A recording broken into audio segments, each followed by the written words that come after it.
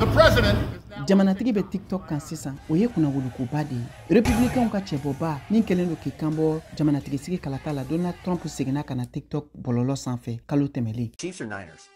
two great quarterbacks. Ameriki jamanatigi Joe Biden fɛnɛ seginna février kalo waati kana TikTok kan. Ni bɔlɔlɔ siraba min n'a lagossilen tun do tɛna kɛ gɛlɛya fosi ye Ameriki jamanatigi sigi kalata natɔ baaraw la. The entire Diɲɛ social sɛgɛsɛgɛlikɛla bɛɛ lajɛlen minnu ka baara bɛnnen do bɔlɔlɔ sira labaarali ma ka baaraw taabolo yɛlɛmana nin san 4 laban ninnu kɔnɔ. Ameriki jamanatigi sigi kalata laban ka fara nin kalata in kan nin bɛna k'a siɲɛ fɔlɔ ye TikTok o bɔlɔlɔ sira ka fangaba sɔrɔ kalata yɛrɛ kofɔ baaraw la bi. Ni cɛmɔgɔba fila n'o ye jamanatigi Biden ani jamanatigi kɔrɔ Trump ye fila bɛɛ lajɛlen tun sɔnnen do a ma ko ka TikTok ka bɔlɔlɔ sira datugu ka bɔ États-Unis jamana kan ka da kan k'a koɲɛ kelen do gɛlɛyaba ye lakanako nasiraw fɛ fɛnɛ ko gɛlɛya siraw tun do min dayɛlɛnnen do Ameriki jamanadenw ani Chine jamana ɲɛmɔgɔw ka taabolow kun kan dollar wari miliyɔn 170 labilalen kɔfɛ ka di États-Unis jamana ma n'o bɛ bɛn kɛmɛdonya o kɛmɛdonya 44 ma denmisɛnnin sifinw si la min b'a daminɛ san 18 na ka se san 29 ma. TikTok bɔlɔlɔ sira kɛlen do olu bolo bi i n'a fɔ sira kura dayɛlɛlen Ameriki jamanaden kalatalaw minnu ye sifinw ye olu ka baaraw kun kan. Hali ni o y'a sɔrɔ Ameriki jamanadenw bɛ ka kunnafoni sɔrɔ bɔlɔlɔ sira ko kun kan sɛgɛsɛgɛli kalan baara dɔw sigira sen kan nin waati labanw na min y'a yira k'o tɛ se ka kɛ taabolow ye walasa u ka se k'u yɛrɛ sɔrɔ.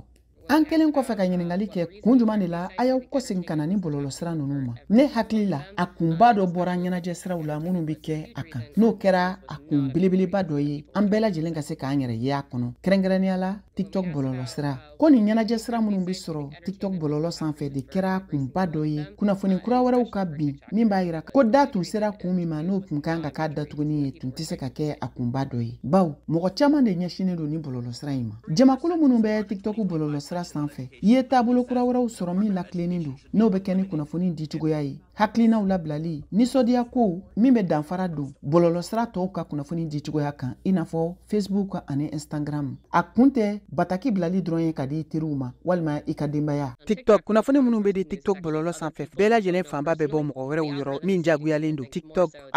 @TikTok newsroom min lakodɔnnen tɛ kɛrɛnkɛrɛnnenya la kunnafoni tɛmɛsiraw min bɛ wele ko algorithme bɛɛ mɔgɔw dɛmɛ de ye minnu bɛ tugu mɔgɔw kɔ bɔlɔlɔ sanfɛ a ka gɛlɛn kosɛbɛ kɔntu kelen pe bɔlɔlɔ kan hali n'o y'a sɔrɔ jamanatigi ka kɔntu de do walima jamanatigi kɔrɔ ka kɔntu de do ka se ka mɔgɔ caman ka hakilinaw lasama ka na u yɛrɛ fanfɛ bawo o la walankatalenba do wa min fɛnɛ bɛ se ka kɛ gɛlɛyaba ye i ka yeli la bɔlɔlɔ sira kan.